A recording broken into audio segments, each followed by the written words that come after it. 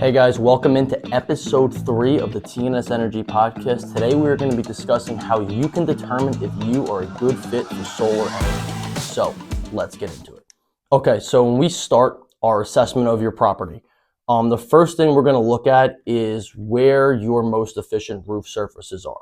So we're looking for the south side of the roof essentially. So you have different orientations of roof. You might have dormers in the way or whatnot, but we really want to see first is the direction that faces south, because we want to get as many panels as humanly possible on that roof surface. So if you look at the image attached to this video, you're going to see how the south side is coming back bright yellow, which essentially what that means is those panels are all going to be very efficient.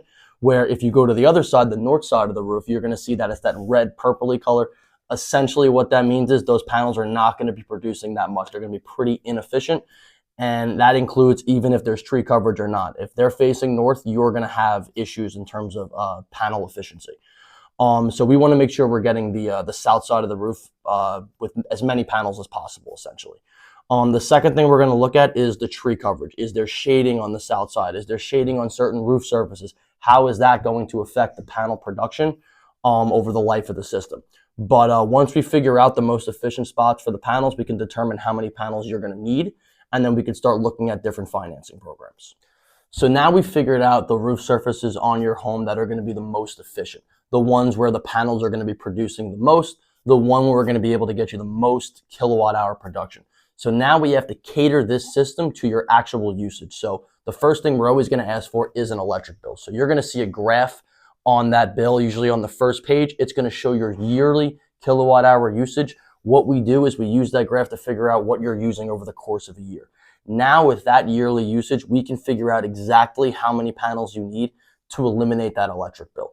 Then what we do, we try and get as many as we can on those efficient roof surfaces so we can get that production for as little amount of panels as possible, because the less panels you have, the lower we can keep the cost of the solar, which increases that gap between what you're paying a PSEG and what your new payment is going to be for solar.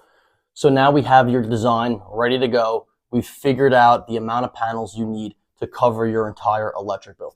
The next step is to figure out what programs are going to fit best for you and your family. So there is, like we've spoke about in previous episodes, and if you've watched our social media, we've spent a lot of time going over the different financing and leasing options and whatnot. But essentially, the options you're going to see is you're going to see a 20 or 25-year traditional financing program. You're going to see a 25-year lease, and then you're going to see the 15-year state program. Based on which ones you can get approved for, that'll be the direction we'll look to go. If you have good credit and you can get approved for all of them, we're likely going to be looking towards that 15-year New York State program. Once the financing is in order, once you're approved, then we start going into the site inspection phase. That's when our engineers are going to come out and they're going to evaluate your property. This is where we get a ton of information on your current viability for solar. So at this site inspection, we're checking for 3 things mainly. Number 1, the roof measurements, to make sure that the measurements we have on the design software match your actual roof measurements, so the panels can actually fit where we proposed that they were going to go. The second one is the actual structure of the roof. We are going to check underneath, make sure the rafter spacing is proper, make sure the plywood is good to go. We're going to walk on the roof as well to feel for any soft spots, to also make sure the plywood is good. And then we're going to make sure the shingles aren't worn or there's not shingles falling off the roof or anything like that.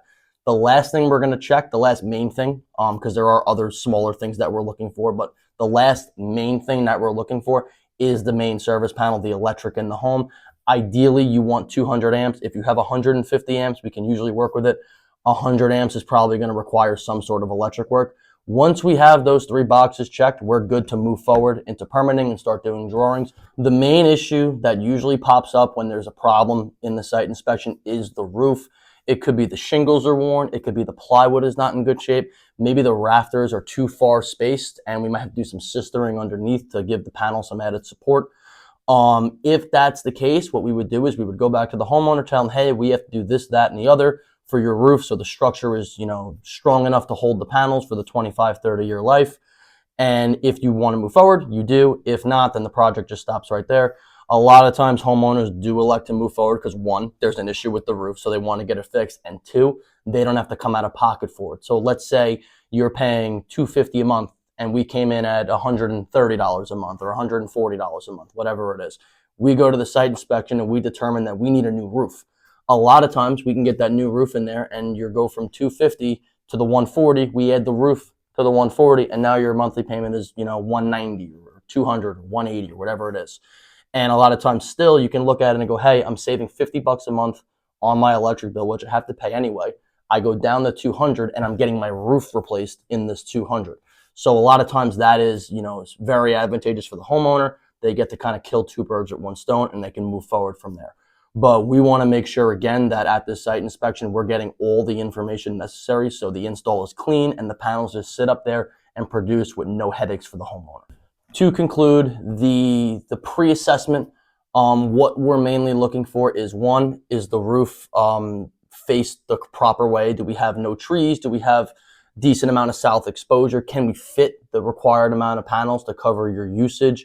And then after that is a site inspection. In order to qualify your home, we need the site inspection to come back clean, one, and we need to look for any issues. So if there's roof issues with plywood or shingles, or again, the rafter spacing, if there's electric issues or anything like that, we want to nail that there.